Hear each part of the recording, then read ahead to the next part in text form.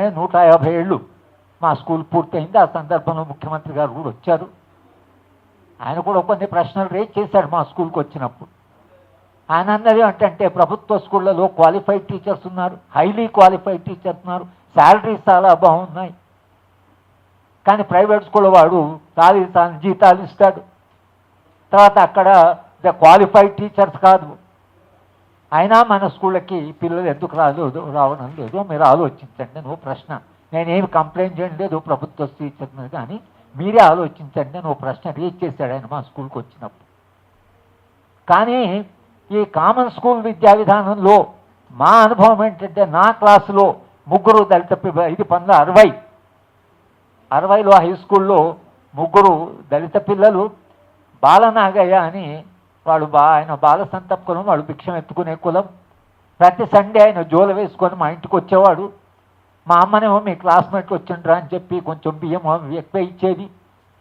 కానీ బాలనాగయ్య, నేను, మా 3 దళిత పిల్లలు, ఒక మంగళి లింగయ్య ఉండేవాడు. ఆయన కూడా మంచి చాలా షార్ప్. మేమంతా కలిసి చదువుకున్నాం. మా నర్సయ్య అసిస్టెంట్ సెక్రటరీ అయ్యాడు రెవెన్యూ డిపార్ట్మెంట్లో, పాపయ్య ఎంపీడీఓ అయ్యాడు. వీళ్ళందరూ చాలా మంచి పొజిషన్లోకి వెళ్ళిపోయారు. అలాగే నేను ఇప్పుడు వలస కూలి ఒక జీవితాన్ని చదువుతున్నాను. తన జీవితాన్ని గురించి ఆయన 7వ తరగతి చదువుకున్నాడు. తన జీవితాన్ని తానే రాస్తాడు, ఒక వలస కూలీగా తాను అనుభవించినటువంటి కష్టాలని. కానీ ఆయన కొడుకుని మాత్రం చదివించాడు. ఆయన ఇప్పుడు మా అధ్యయన వేదికలో సభ్యుడు. ఆయన స్కూల్ టీచరు, కొడుకు బీటెక్ అయ్యాడు. ఒక్క విద్య వలన వాళ్ళు మొత్తం కుటుంబం మారిపోయింది. విద్య ఒక కుటుంబాన్ని పూర్తిగా మార్చేసింది.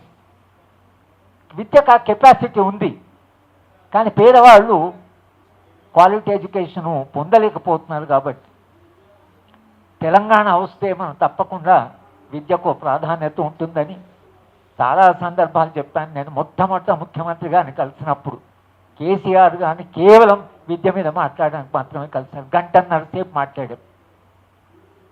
నేను విద్య గురించి భిన్న యాంగిల్స్ నుంచి చెప్పాను, భిన్న కోణాలు చెప్పాను. తెలంగాణ పునర్నిర్మాణం జరగాలంటే విద్యకు మీరు ప్రాధాన్యత ఇవ్వండి. మీరు కేజీ టు పీజీ ఉచిత విద్య నిలబడండి దానికి. కానీ ఎక్కడ అసలు దాని ఎక్కడైందో తెలంగాణలో జరిగినంత విధ్వంసం విద్యకి ఇంకెప్పుడు జరగల. గతంలో పూర్తి విధ్వంసం, విశ్వవిద్యాలయాలు అన్నింటినీ విధ్వంసం. ఎందుకు ఇలా జరుగుతున్నది అనేటువంటి Telangana people joint action committee మనం ఆలోచించి ఈ ప్రభుత్వం మీద కూడా ఒత్తిడి పెట్టాము. రవి మేమందరం వెళ్ళాము. తర్వాత బడ్జెట్ 15% పెంచమన్నాము. ముఖ్యమంత్రి గారు, ఉప ముఖ్యమంత్రి గారు చాలాసేపు కూర్చొని మాట్లాడారు. తీరా మళ్ళీ అది 7.3 దగ్గరనే ఆపారు. అంటే ప్రభుత్వాలకి విద్య అంటే ప్రయారిటీ లేకపోవడానికి ఒక ప్రధాన కారణం ఏంటంటే, ఇవాళ అధికారంలో ఉండే క్లాస్, కాంట్రాక్టర్ క్లాసు, ఈ మనీ లాండరింగ్ క్లాసు, తర్వాత ఎవరైతే ఉన్నారో రియల్ ఎస్టేటు, వాళ్ళందరికీ విద్య వస్తే మనకు పని చేసేటోడు ఎవడు, మన ఇంట్లో పని చేసేటోడు ఎవడు, మన కూలి పని చేసేటోడు, ఇల్లు కట్టేటోడు ఎవడు. ఈ క్లాస్ క్యారెక్టర్మెంట్ ఇది అందరికీ విద్య ఎందుకని. కనుకనే విద్యా విధానానికి ప్రయారిటీ లేకుండా పోయింది. కానీ సమాజం నుంచి, మన నుంచి ఒక విపరీతమైనటువంటి ఒత్తిడి వస్తే తప్పించి ఇప్పుడు విద్యా విధానాన్ని మాత్రం చాలా కష్టం. కనుక తెలంగాణ పీపుల్ జాయింట్ కమిటీ సభ్యులందరూ, మా సభ్య సంఘాలన్నీ కూడా దీన్ని ఒక ప్రయారిటీగా మీరు పెట్టి, మీరు గ్రామాల్లో ఎక్కడెక్కడ పనిచేస్తున్నారో, ఏ సంస్థలో పనిచేస్తున్నా కూడా విద్య ఒక ప్రధానమైన అంశము. తెలంగాణ అభివృద్ధికి విద్య అనేటువంటి ఒక కీలకమైన అంశం అనేటువంటి మీరు పూర్తిగా దాన్ని అప్రిషియేట్ చేసి, నిజంగానే ఇది చాలా ప్రాధాన్యత మీరు అనుకొని, మీ చైతన్యంలో, మీ కాన్షియస్నెస్లో ఇది వచ్చి నిరంతరంగా రోజు మనం విద్య అభివృద్ధి కొరకని, ఈ కామన్ స్కూల్ కొరకని మీరు కూడా మీ వంతు కర్తవ్యంగా చేయడం, అది తెలంగాణ భవిష్యత్తుకి పనికొస్తుంది.